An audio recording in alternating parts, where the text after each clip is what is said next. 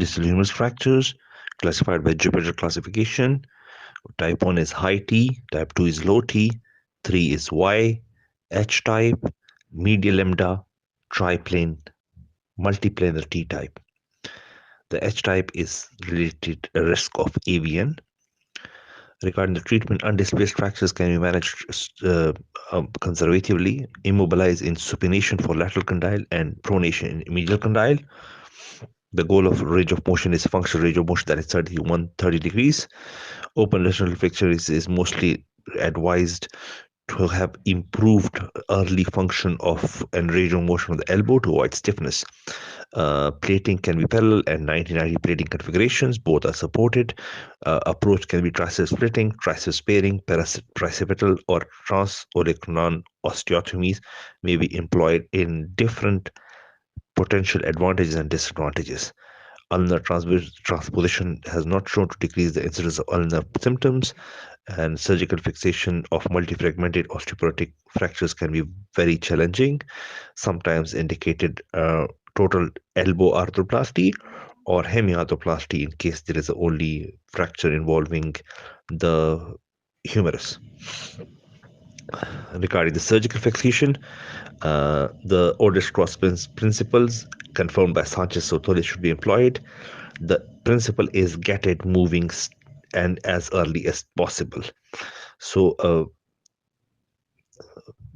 reduce the fracture fragments, temporary fixation with K-wire, reconstruct articular fragments, fix articular block to diaphysis, dual plate fixation orthogonal at 90 degrees to each other, dorsolateral and medial plate on medial ridge or parallel, trochlear keystone of elbow Roman arch. The Mayo concept is important. LCP can be used.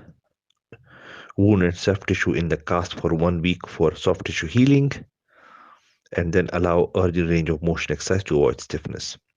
Total elbow arthroplasty for elderly and with poor bone quality, extremely difficult to reconstruct and rehabilitate multifragmentary fractures. A constrained type of prosthesis is not important if there is a elbow fracture with good ligaments. Cott's trial, McKee trial, which shows that in elderly, improved function and reduced reoperation rate will tell to total elbow replacement. That is McKee trial, Cott's trial, 2009 in fractures. In elderly, surprisingly, sometimes the back of bone treatment is improved in good results. Complication, hypertrophic ossification, cubitus varus, stiffness. If there is stiffness, needs static progressive splinting, exercise, capsule release.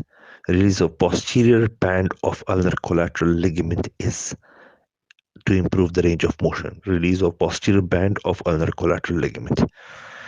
Lees et al. 2013, orthogonal and parallel plating methods, equivalent results.